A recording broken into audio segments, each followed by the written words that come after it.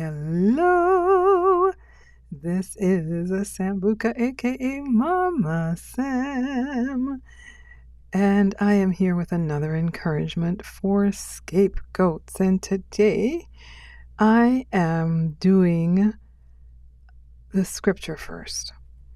And the scripture is this: one person gives freely, yet gains even more. Another withholds unduly, but comes to poverty. A generous person will prosper. Whoever refreshes others will be refreshed. That is Proverbs 11:24 and 25. I've been I keep forgetting to put my scripture addresses, but Where did I put it? 11:24 and 25. All right. So we are underdog pushers. I don't know how to say it. We want to see the underdog win. And I think it's because of our own struggles. No, let me take that back. I know it's because of our own struggles. We see people's pain and we don't want them to go through the same pain. We really don't.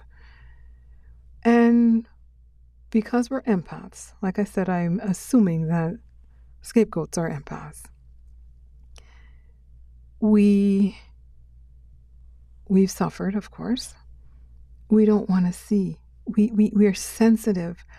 Like I said in the last one, we read a room, so we can feel when people are in pain. We can sense when people are in pain.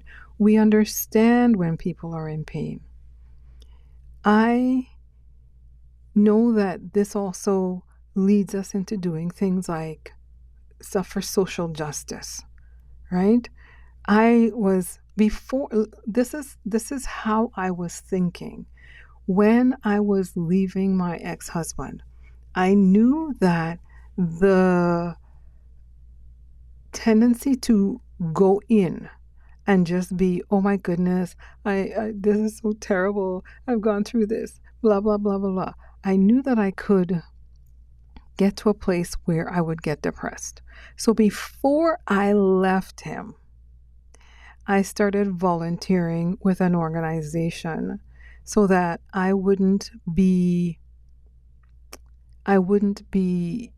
internal focused, I would be external focused. Let's just put it that way. And that made sure that even though I was going through the pain of leaving a narcissistic abusive relationship, going through the whole divorce and all that stuff, even though I was going through that, I had something to look forward to. Other people helping children that were, going through, well, I don't subscribe as much to this anymore, the organizations and stuff where they are helping children in Africa. I know that there's more to that now, but I needed something external, right? So I, as a scapegoated person, we love supporting the underdog. An example is, as crazy as it is, I have hardly any subscribers on YouTube at this stage in time. I know it's going to grow now, but I would look at a channel, and as I look at the channel, they may be small. I look at their content and I'm just like, this guy's going to grow. This guy's going to grow. There's one, because I needed exercises for my leg, I found exercises, and this one guy does a lot of breathing exercises, and he does a lot of somatic stuff and helping people to release stuff from their fascia and stuff like that. And I saw him a while ago it was like 3 weeks, if that. And he was like 8,000 subscribers, if that. And I was like, he only has that many subscribers? I didn't watch him for a couple of weeks, but I was doing his exercises, right? I saw him come up in my feed yesterday and he has 24,000 subscribers. And I was like, yes. I look at other people and I'm just like, look how many subscribers they now have. There's one, like I said, I follow Tamara Hill, and she is heading to 90,000 subscribers. And yesterday when we were on the live, I'm just like, you're on to 90,000. And when she was going from 80 to 80.5, I was like, she's on the way to 80.5. We love supporting the underdog because we recognize emotional pain. We have a deep connection with others because of the emotional pain that we've gone through, right? And even though I have my own but beliefs about things, about way things should be, we still go and we have a non-judgmental understanding. Like I said, even though we have our own stance, I have my own stand, but I still can listen compassionately. I've been misunderstood. I have been put to the sidelines. So I have this compassion for listening. I go into a room and people just come and start telling me their life story. And I just look around like, I just met you 2 minutes ago. How are you telling me all of this stuff? We have this underdog thing where people who have been underdogs are drawn to us.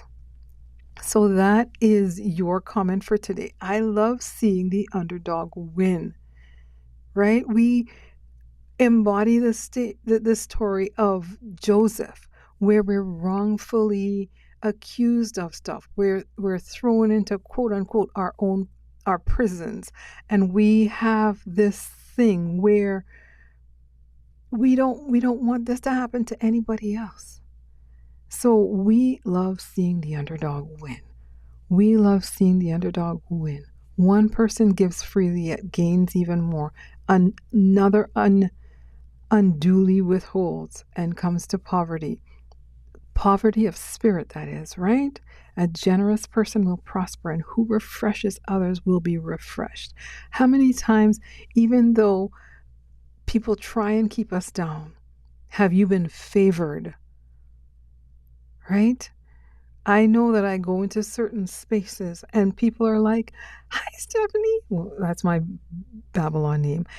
And they all light up. And it's just like, I know this drives other people crazy. And it's that love that we have, that love that we exude, that makes people want our family, want to scapegoat us. But we're not going to lose that, because that is something that the Most High has given us for a reason. So we have empathy for people who are the underdogs, and it's a gift. Don't lose that gift. Don't let people take that away from you. You will be rewarded. You will be favored because you love to lift up people who have gone through stuff. So don't let people pull you down. Don't let people try and take that from you. All right? This is Sambuka, aka Mama Sam. Remember, your comment today is, I love seeing the underdog win. Put that in the comment section. Like, share, subscribe, send this off to a couple of your friends, and we will see you in the next edition, which is probably going to be tomorrow. Until next time, sending you acres of love. Salembe.